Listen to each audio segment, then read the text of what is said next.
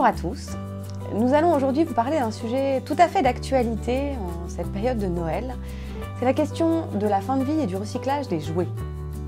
Le jouet est un produit impliquant pour l'enfant, c'est un produit qu'il a aimé manipuler, qu'il a souvent choisi, c'est un produit avec lequel il va s'être forgé quelques souvenirs. Néanmoins, ce produit, à un moment, il va arrêter de jouer avec. Tout d'abord parce qu'il est cassé, premier cas de figure. Ça peut être aussi parce que maintenant le jouet fait trop bébé. Et puis troisième point, parce que les amis, en cours de récréation ou dans les autres activités des enfants, pensent que ce jouet n'est plus d'actualité, qu'il n'est plus à la mode. Que faire à partir de ce moment-là du jouet? 4 possibilités. La première possibilité est de stocker le jouet et on voit en fait beaucoup ce phénomène parce que comme je l'ai dit précédemment, le jouet c'est des souvenirs, c'est impliquant pour la famille. Donc les parents vont avoir envie de conserver les jouets avec cette idée que ça pourrait servir à d'autres générations, aux petits-enfants, etc. Donc cette idée de transmission au sein de la famille est très importante.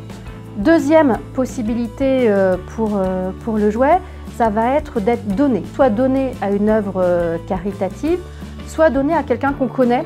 Et ça, c'est aussi très dans le domaine de l'affect finalement, parce qu'on va donner un produit avec lequel on a partagé des bons moments à quelqu'un qu'on connaît pour que lui aussi partage de bons moments avec ce jouet. Troisième point, on va vendre ce produit.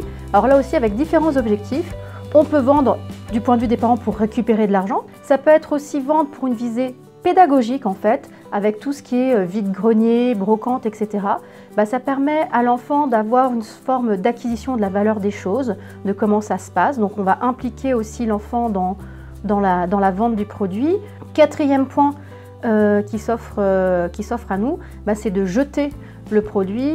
Effectivement, en matière de responsabilité sociétale et de développement durable, le cycle de vie d'un produit est une démarche qui va évaluer, pour les limiter évidemment, les impacts environnementaux de ce produit.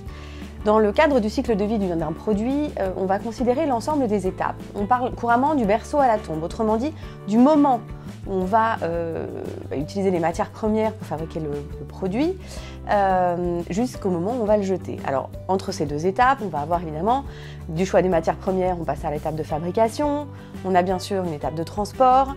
Après l'étape de transport, on a la distribution, la phase d'utilisation et puis la fin de vie qui correspond en général au fait de jeter l'objet. En ce qui concerne aujourd'hui la thématique qui nous intéresse, on va plutôt se focaliser sur la question de l'utilisation et de la fin de vie, autrement dit les deux dernières grandes étapes du cycle de vie d'un produit. L'idée, ça va être d'essayer d'augmenter cette phase d'utilisation. Aujourd'hui, on le sait, avec l'obsolescence programmée des produits, classiquement, cette phase d'utilisation est de plus en plus réduite. Néanmoins, en fait, en ce qui concerne le jouet, on peut travailler à augmenter cette phase d'utilisation. Ça veut dire quoi? Ça veut dire qu'effectivement, l'idée, c'est de jouer le plus longtemps possible avec ce jouet, que ce soit nous ou que ce soit d'autres personnes. Pour suivre finalement la vie de ce jouet, on peut le donner à des amis, à une association. On peut bien sûr le vendre pour qu'ils trouvent là aussi d'autres acquéreurs, donc au travers de brocantes ou bien de sites de vente en ligne. On peut chercher à le réparer.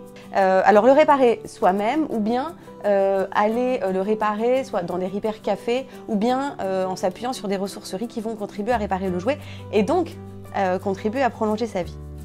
Et on peut également le transformer. On a un certain nombre d'artistes qui utilisent aujourd'hui des vieux jouets et qui vont chercher à fabriquer des objets de décoration avec toute la tendance de l'upcycling qui finalement s'appuie beaucoup sur des produits qui deviennent des déchets dont on va pouvoir s'inspirer pour créer d'autres choses. Et puis évidemment la dernière phase, ça va être le fait de jeter. Alors jeter les produits, là ça va dépendre évidemment de la façon dont ils ont été conçus au départ. Pourquoi? Parce que plus un produit aura été pensé comme potentiellement recyclable, plus on pourra le recycler à la fin. Et c'est vrai qu'aujourd'hui, on est quand même assez largement embêté avec la question de tous les déchets électroniques qui sont issus des jouets plutôt électroniques et numériques.